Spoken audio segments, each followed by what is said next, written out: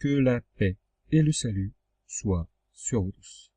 Cela fait des années que les illuminés montrent ostensiblement des signes occultes et satanistes. Ils ne se cachent plus. Certains déclarent même vouer un culte à Satan. En France, nous avons par exemple BHL. Nous avons même Johnny Hallyday qui a déclaré avoir conclu un pacte avec le diable en échange de la célébrité et de la gloire. Nous avons Macron qui fait des cornutos à la Maison-Blanche. Et auparavant, nous avions Sarkozy, et on se souvient de la cérémonie du Gothard en Suisse, du cours de magie de Christine Lagarde qu'on croirait sorti de l'école d'Harry Potter. Les exemples sont innombrables. La satanisation de notre société est désormais un fait avéré. Aujourd'hui, les satanistes ne se cachent plus et pourtant, il n'y a aucun mot de tout cela dans les médias. On peut regarder la télévision pendant 100 000 heures, jamais ils ne vont aborder ce sujet.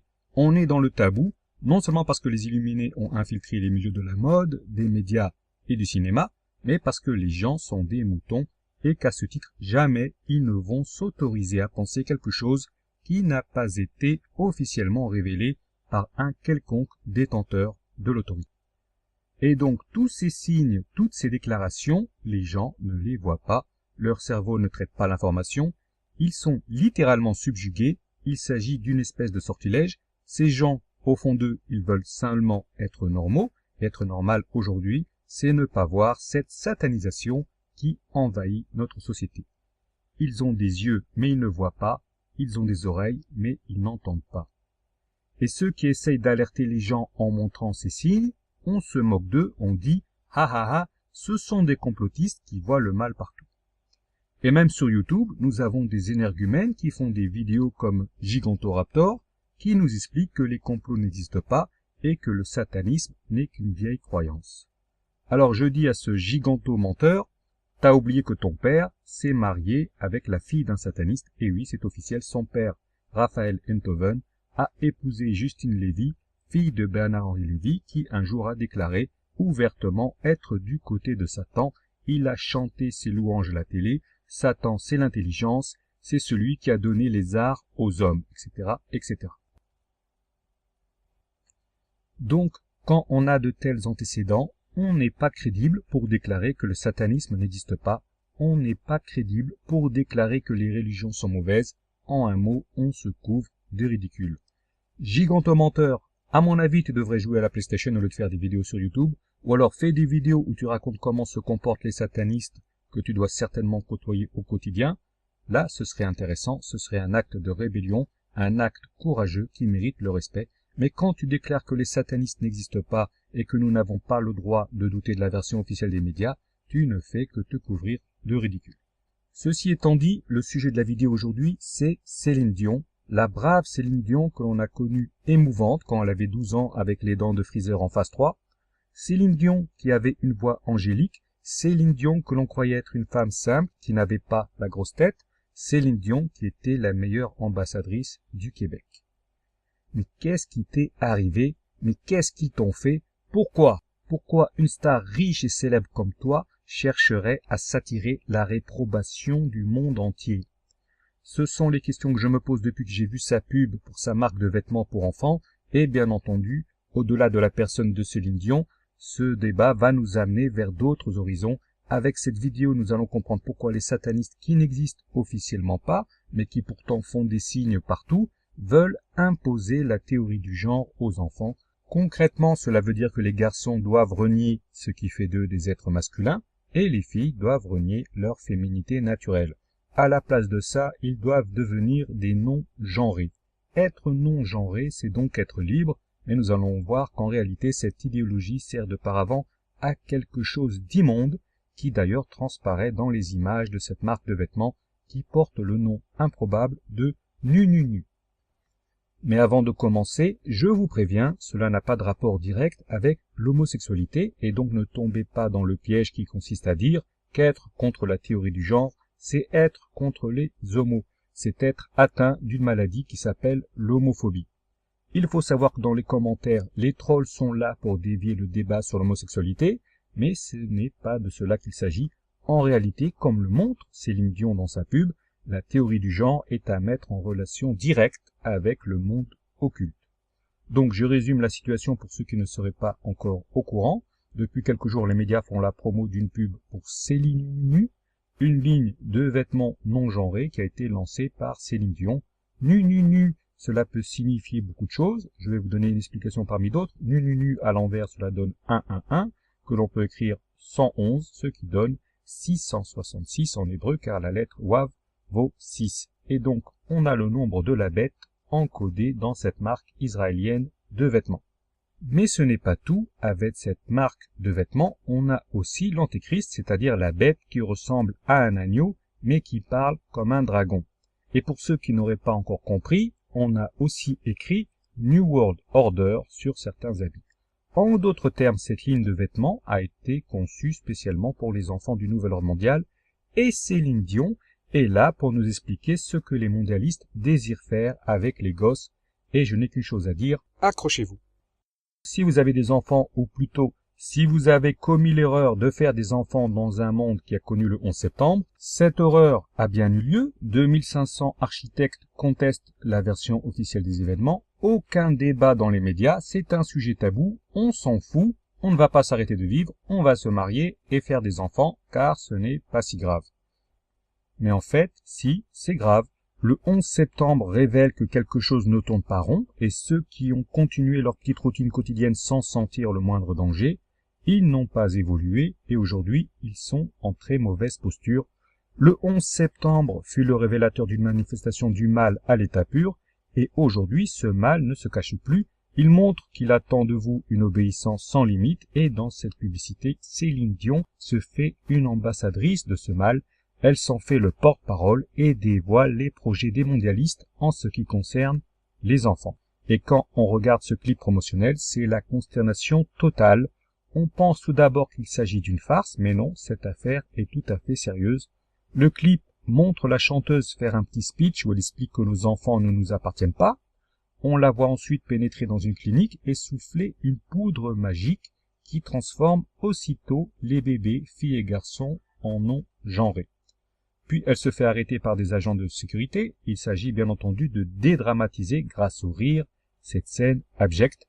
Ceux qui ont réalisé ce clip ont anticipé un possible rejet de la part du public et donc ils ont décidé d'utiliser l'arme de l'humour. En réalité, ces agents de sécurité représentent notre propre système de surveillance. Avec ce clip, nous sommes dans le cadre d'une implantation d'idées telles que montrées de manière allégorique dans le film Inception.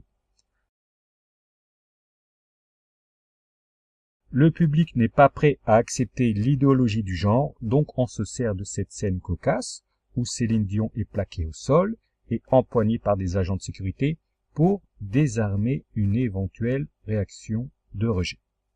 Il faut comprendre qu'avec cette affaire, Céline Dion met sa réputation en jeu. Une célébrité comme elle peut tout perdre au moindre mot de travers ou à la moindre attitude déplacée, donc tout a été fait pour atténuer cette envie de vomir qui saisit les tripes de toute personne normalement constituée à la vue de cette publicité. Si aujourd'hui les médias chantent les louanges de cette initiative, ce n'est pas par hasard, cela fait également partie des précautions qui ont été prises en amont. La diffusion de la théorie du genre fait partie de l'agenda du Nouvel Ordre mondial. Tous les pays occidentaux s'y mettent sans qu'il y ait une réelle demande de la part des citoyens. Cette théorie est imposée au peuple sans qu'ils aient leur mot à dire. Donc cette pub sert tout d'abord à délivrer un message de propagande en direction du public. Ce message, il est délivré par la bouche même de Céline Dion. Nos enfants ne sont pas nos enfants car nous sommes juste des maillons de cette chaîne sans fin qu'est la vie. Pour nous, ils représentent tout, mais en vérité, nous ne sommes qu'une fraction de leur univers. Nous regrettons le passé, mais eux sont le rêve de demain. Nous pouvons les lancer vers l'avenir, mais c'est à eux qu'il revient de choisir leur parcours. Ce message s'adresse donc aux spectateurs. C'est un message a priori positif qui est destiné à modifier leur perception de la théorie du genre, et comme la plupart des gens sont des moutons, ils auront tendance à l'accepter. Ce n'est qu'une question de temps et d'argent. On peut convaincre les moutons d'à peu près tout. Il n'existe virtuellement aucune limite. On peut les convaincre de s'entretuer dans des guerres inutiles. On peut les convaincre d'abandonner tous leurs biens. Et on peut donc les convaincre que leurs enfants ont le droit d'avoir une vie sexuelle épanouie dès leur plus jeune âge. Et d'ailleurs, c'est officiel, dès le CP, nos chers bambins doivent suivre des cours d'éducation sexuelle, et en France, personne n'a émis la moindre protestation, ni les parents, ni le personnel enseignant, ni les associations n'en ont parlé. Cette initiative inédite en faveur de la sexualisation des enfants est littéralement invisible, comme le sont la plupart des signes inclus dans cette vidéo. Les gens, ou plutôt les moutons, ne les voient pas. Ils ne voient pas le bébé qui porte un habit sur lequel est inscrit New World Order. Ils ne voient pas les entités sombres au-dessus des berceaux. Et surtout, ils ne comprennent pas que Céline Dion a quitté son rôle de diva pour se faire l'égérie du projet mondialiste. On peut leur mettre les images sous les yeux, ils ne les verront pas plus qu'ils n'ont vu les cornutos de Macron, pas plus qu'ils n'ont vu le même Macron poser ses mains sur un orbe digne du Seigneur des Anneaux. Dans la vie telle que nous la connaissons, personne ne pose ses mains sur un orbe, cela n'a aucun sens. Les Écritures nous avaient pourtant bien prévenus de cette cécité. Ils ont des yeux et ils ne voient pas, ils ont des oreilles, mais ils n'entendent pas. Ceci étant dit, cette publicité contient un autre message destiné à des gens qui sont eux en mesure de le comprendre, et ces gens ce sont les acheteurs potentiels de ces vêtements. Ces clients ce sont notamment les illuminés assez fortunés pour se payer ces vêtements onéreux. Par exemple, chez Céline, le petit Onsi est à 49 $, la paire de chaussures bas est à 68 $. C'est très cher et c'est très moche. Ce sont même les vêtements pour enfants les plus hideux que l'on puisse imaginer, et pour cause, il n'y a pratiquement aucune couleur. On dirait des tenues de bagnards. Avec cette ligne de vêtements, nous ne sommes pas vraiment dans le registre de la mode, mais dans celui du code vestimentaire. Le fait d'avoir un enfant habillé en Céline, c'est un code que l'on envoie, un code qui ne sera perçu que par les membres de cette petite caste d'illuminés. Maintenant, je vais vous expliquer quel est ce code, et en même temps, je vais vous expliquer ce qui se cache réellement derrière cette fameuse théorie du genre. Selon la version officielle de la théorie du genre, l'orientation sexuelle n'est pas innée, elle est le fruit de l'environnement social. Cette histoire, c'est évidemment du total bullshit. La vérité est trop choquante pour être exposée en pleine lumière. On constate que dans la plupart des pays modernes, il existe une volonté d'imposer cette idéologie, mais néanmoins, on ne sait pas vraiment ce qui la motive. Heureusement, grâce à la diva Céline Dion, on va pouvoir faire la lumière sur ce mystère, alors accrochez-vous bien. Le clip montre que quand les bébés sont habillés en tenue non genrée, des entités fantomatiques qui apparaissent au-dessus de leur berceau. C'est le genre de choses que les moutons ne verront pas, car leur cerveau n'a pas appris à distinguer ce genre de signes, ou plutôt devrait-on dire que puisque ni l'école ni les médias ne leur ont jamais parlé de ces entités, ils ne vont même pas s'autoriser à en tenir compte, et ceci est valable pour tout le reste. Il y a des milliers d'images de célébrités accomplissant une gestuelle occulte bizarroïde, mais puisque jamais aucun média n'en a parlé, ceci n'existe pas. Mais vous, qui n'êtes pas des moutons, vous aurez tout de suite compris que ces entités sont des démons qui vont parasiter ces enfants non genrés. Alors là, je suis sûr que vous vous dites, mais quel est le rapport entre le démon et la théorie du genre? Très simplement, quand une entité démoniaque prend possession d'un corps humain, et là je ne parle pas de croyances superstitieuses, ce sont des choses qui font partie du quotidien de millions de gens à travers le monde. Regardez Haïti, regardez les pentecôtistes, ils se font posséder par des démons en masse tous les jours. Pour eux, c'est un mode de vie, c'est comme aller assister à un match de foot. Et ces gens racontent que quand un démon possède un hôte, il le pénètre. Il est donc vis-à-vis de lui un mâle, tandis que l'hôte est une femme. Et alors, c'est une union, et il se fait chevaucher. Rappelez-vous le reportage qui est passé il y a près de 20 ans sur France 3 et intitulé « Viol d'enfants, la fin du silence ». À un moment, on y voit un des enfants qui a assisté à des cérémonies sataniques avec viol et décapitation d'enfants, qui raconte que l'un des participants déclare être une super femme, alors que c'est un homme. Dans ce contexte, être une femme, cela veut dire être un réceptacle pour une entité démoniaque. C'est cela que recherchent les satanistes, ils offrent leur corps à des entités et pour cela, ils doivent anéantir leur humanité et se livrer à des activités bestiales. Rappelez-vous BHL qui racontait que Satan était une puissance pénétrante. Rappelez-vous les travestis démoniaques qui sont en train de faire la promotion de la théorie du genre à des enfants d'à peine 3 ans, puisqu'à partir de cet âge, il est déjà trop tard. Posez-vous la question, quel peut être le rapport entre un travesti et un démon? Est-ce que c'est vraiment un hasard si ceux-ci choisissent de se grimer en démon?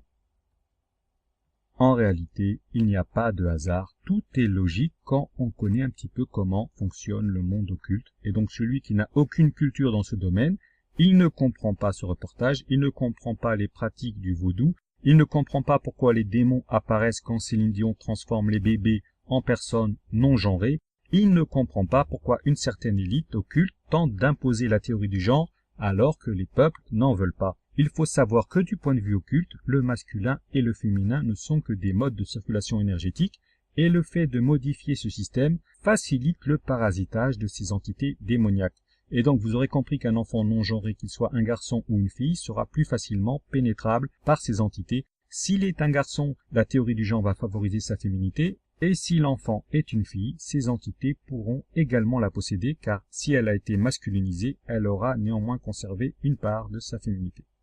Et pour cela, il suffira qu'elle joue par exemple avec une planche de Ouija, qui sont actuellement en train d'être diffusées dans le commerce, en même temps que les ustensiles de sorcières. Ceci est bien réel, c'est dans les magasins, il y a des films tels que Harry Potter, ou les animaux fantastiques qui servent à orienter le jeune public vers la sorcellerie, ce n'est même pas caché. Toute notre époque est marquée par l'occultisme et les pratiques magiques, et bien entendu, les enfants sont les premières personnes visées. Aujourd'hui, la théorie du genre et la sexualisation des enfants sont donc promues à la fois par nos gouvernements, par les médias et par les célébrités. C'est ce que l'on appelle le système. Il est tout à fait possible que ceux qui en font la promotion le fassent sous la contrainte.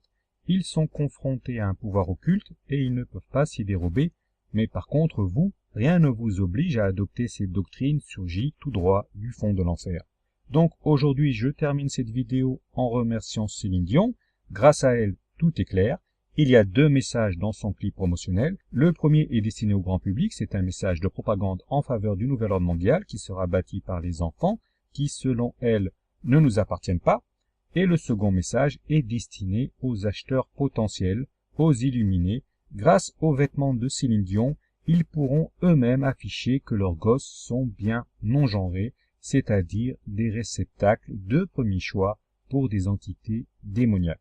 Et il n'y a qu'à voir la tête qu'affichent les enfants mannequins qui portent ces fringues pour comprendre qu'il ne s'agit pas d'instiller la joie de vivre, mais plutôt le mal-être, la dépression et la névrose. Donc, encore une fois, merci à Céline Dion, merci d'avoir exposé clairement l'idéologie cachée derrière la théorie du genre, et surtout, merci d'avoir incorporé des démons dans ton clip promotionnel. Sans ces démons, mon discours n'aurait eu aucun sens. Et par la même occasion, je dis merci aux organisateurs de la cérémonie du Gothard. Merci à l'économiste, dont l'une des couvertures comporte la date des attentats du Bataclan.